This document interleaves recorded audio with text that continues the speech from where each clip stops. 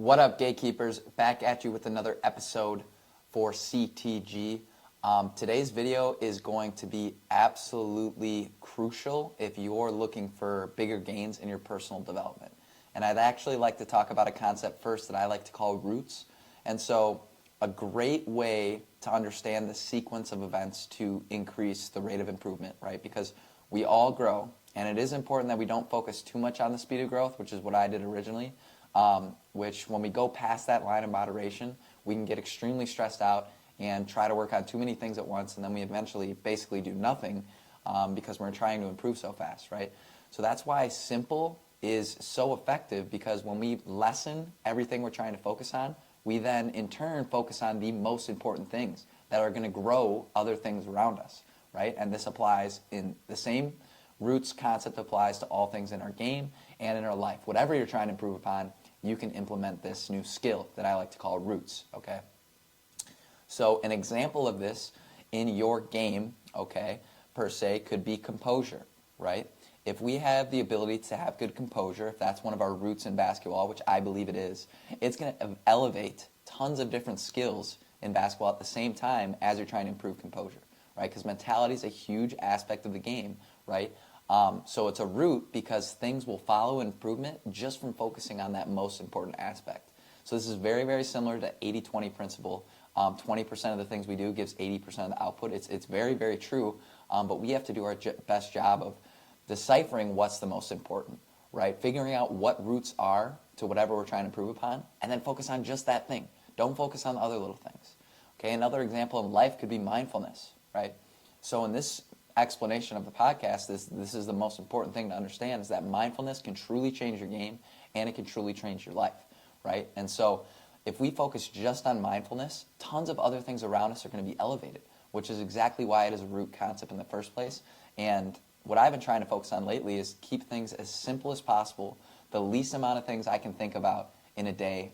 That's going to give me dramatic improvements and peace in my life, because that's really what it's all about, is living happy and living happy for others, right? Others really are the key to our happiness. But to understand what mindfulness is and what mindfulness isn't, mindfulness is the ability to look and see what's going on within our thoughts and around our surroundings and within our body, things of that nature. So there's two main dimensions in our mind, and I like to call it the dimensions of the mind, and I've talked about in some other videos. But basically, so if you have 2D, like on a piece of paper, that's just a square, and right, 3D, it's when it pops out of you, right? So there's different dimensions within the same reality, right? And so it's the same thing with our brain, right? There's different people in our brain, okay? And the two main ones is you have the seen, okay, which is everything we can conceptualize and see, right? And then you have the seer, right? So the person that can be aware of what's being seen, okay? And an example of how this can be useful for your game students or parents in their life is on basketball, right? So we have these habits of thoughts when bad plays happen or a shot doesn't go in. We immediately have these habits of thought to give bad composure, feel bad about ourselves or be negative, or have thoughts like I suck, right? So those thoughts per se, let's say I suck, is the seen, right? So that's the dimension of the mind that you can see. But there's that person that is seeing those thoughts. So that would add a dimension and multiple people in your head. So you have the seer and then you have the seen, right? The seer, this is mindfulness, okay? The ability to be present and watch what's going on around you, okay? The reason this can dramatically change your life is because thoughts then don't have as much power over us, right? So in reality, a lot of people live with one dimension. So they don't even know this dimension of the mind exists, right? And so if there's only one dimension, then that means there's only one thing true in our lives. If there's only one dimension, then that means there's only one truth, and that this is the way, right? But in reality, right, so that's how most people live their lives, so then their thoughts have tons of power over them because they can only see this one dimension.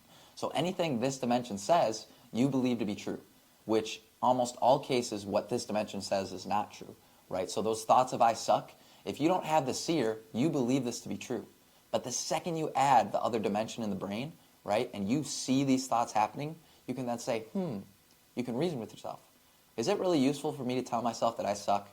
No, that's probably not helping my case. Well, do I want to be worse? No, I don't want to be worse. So then why am I telling myself I suck? This reasoning can't be done without the seer, right? And so when we see things through the seer, okay, it zaps the power of all the thoughts that we think we have to believe. And it's absolutely baffling what it can do to your life if you apply this, okay? So we basically given the kryptonite to thoughts, okay? So when you have these negative thoughts or you have these feelings of being bad, instead of sinking in to what it's telling you, you can watch and be observant of the process, right? Now, this doesn't mean you have full control, because we never have control. That's really the illusion of control in the first place, is thinking we can always have more control. We can't. We have to accept our human limitations. But I promise you, if you just start observing your thoughts, just watch them. That's all you have to do. There's nothing more you have to do. You don't even have to add the reasoning that I just applied there. But just watching your thoughts in general gives thoughts less power. And I promise you, you cause your own suffering. You cause all the things that are bad in your life through how you think, okay? And we do this because we think there's only one dimension, so we believe everything our brain says. We believe everything our brain sees, hears, things of that nature, okay? But the seer adds this dimension of wisdom in our mind, okay? And then we can ask ourselves, reasoning, right, to apply better forms of thinking. And we can't do that if we're not observant in the first place. So just remember, gatekeepers, mindfulness is the ability to see what's going on inside your head and inside your body and the surroundings around you, right? And just sit down, watch, feel yourself walk. Feel how it feels when your feet hit the floor. Feel yourself think, right? See those images in your brain. Hear those words in your brain.